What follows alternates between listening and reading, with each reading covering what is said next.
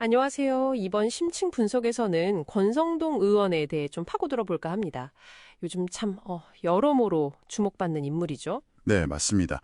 오늘 저희가 살펴볼 자료들은 권 의원의 기본적인 이력부터 시작해서요. 그렇죠. 정치 경력이라든지 또 지금 현재 그를 둘러싼 여러 논란들까지 좀 다양하게 준비했습니다. 네, 이번 분석의 목표는 역시 이 인물의 배경 그리고 현재 상황의 핵심을 당신께서 딱 파악하실 수 있도록 돕는 데 있습니다. 좋습니다. 그럼 일단 기본 프로필부터 시작해 볼까요? 네, 1960년 강릉 출생이시고요.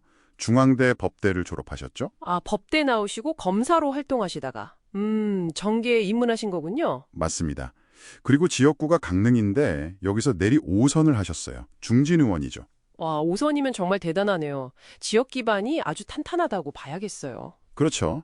정당은 한나라당부터 시작해서 쭉 보수 계열이 있었고 현재는 국민의힘 소속입니다.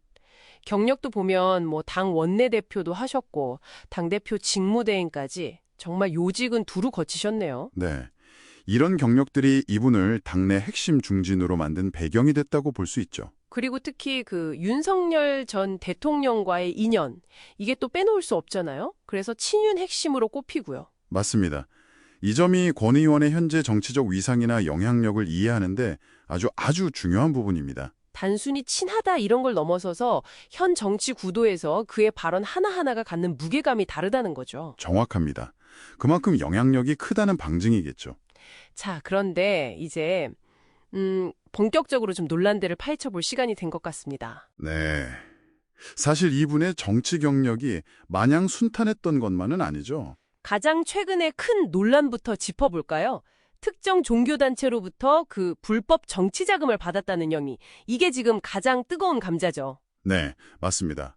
이 문제 때문에 지금 정치권이 상당히 시끄러운데요. 이게 현재 특검, 그러니까 특별검사의 수사를 받고 있어요. 특검 수사 중이고 심지어 구속영장까지 청구된 상태라고요. 네. 그런데 물론 권 의원 본인은 혐의를 전면 부인하고 있습니다. 나는 결백하다, 이런 입장이죠. 여기서 이제 정말 흥미로운 지점으로 넘어가는 것 같아요. 바로 그 불체포 특권 문제. 이게 또 얽혀 있잖아요. 아, 그렇죠. 국회의원은 회기주인데 국회 동의 없이는 체포나 구금되지 않을 권리가 있는데 바로 이 특권이죠. 네. 그래서 영장이 청구되어도 국회에서 체포 동의안이 가결되어야 실제 심사를 받을 수 있는 건데. 그런데 권 의원이 본인 입으로 특권 뒤에 숨지 않겠다, 이렇게 말하면서 영장 실질 심사를 받겠다고 선언을 했어요. 그건 정말 이례적인데요. 보통은 이 특권을 활용하려고 할 텐데요. 그렇죠. 정치인이 이런 민감한 특권을 스스로 내려놓겠다고 하는 건 흔치 않은 일이라서 상당히 주목을 받고 있습니다. 이게 단순히 법적인 문제를 넘어서는 어떤 정치적인 메시지가 있는 거겠군요. 맞습니다. 이 특권이 종종 방탄국회 논란의 핵심이었기 때문에 이걸 포기한다는 선언 자체가 뭐랄까 정치개혁의 한 제스처처럼 보이기도 하고요. 여러 해석이 가능하죠. 그렇군요. 과거 논란도 잠깐 짚고 넘어가야 할 것 같아요. 그 강원랜드 채용비리 의혹 사건 기억하시죠? 네, 기억합니다. 지인 자녀 채용에 압력을 넣었다는 의혹이었는데 상당히 오랜 기간 법정 다툼이 있었죠. 네. 그런데 이 사건은 결국 대법원에서 최종 무죄 판결을 받았습니다. 법적으로는 이제 완전히 문제가 없는 걸로 결론이 난 거죠. 네, 법적으로는 클리어됐지만 아무래거나 이런 의혹 자체가 제기되었다는 것만으로도 정치인에게는 상당한 부담이 될 수밖에 없죠. 이미지가 있으니까요. 그렇죠. 또 하나 있었잖아요. 국회 법사위에서 검찰 특수활동비 관련해서 발언했던 거. 그것도 좀 논란이 됐었고요. 아, 네. 본인도 검사 시절에 특활비를 현금으로 받아서 썼다는 취지의 발언을 해서 당시 파장이 좀 있었죠. 이런 과거 사례들이랑 지금 현재 진행 중인 불법 자금 수수 혐의를 같이 놓고 보면 뭔가 반복적으로 제기되는 문제들이 있는 것 같기도 하고요. 네, 뭐랄까 권 의원의 정치 여정에서 영향력 행사라든지 아니면 윤리적 기준에 대한 어떤 물음들이 계속 따라다닌다, 이렇게 볼 수도 있겠습니다. 그렇다면 이 모든 상황들, 특히 지금 진행 중인 수사, 그리고 그 불체포 특권 포기 선언, 이런 것들이 우리에게 뭘 시사하는 걸까요? 당신께서 이 복잡한 뉴스를 따라가실 때 어떤 점에 좀 주목하시면 좋을까요? 핵심은요, 이 사건들이 권성동이라는 한 정치인 개인의 운명을 넘어서 그가 속한 정당, 그러니까 국민의힘과 현 정부 전반에 미칠 수 있는 파장에 있다고 봅니다. 개인의 문제를 넘어서는 거군요. 그렇죠. 당장 수사 결과에 따라서 그의 정치적 생명이 갈릴 수도 있는 문제고요.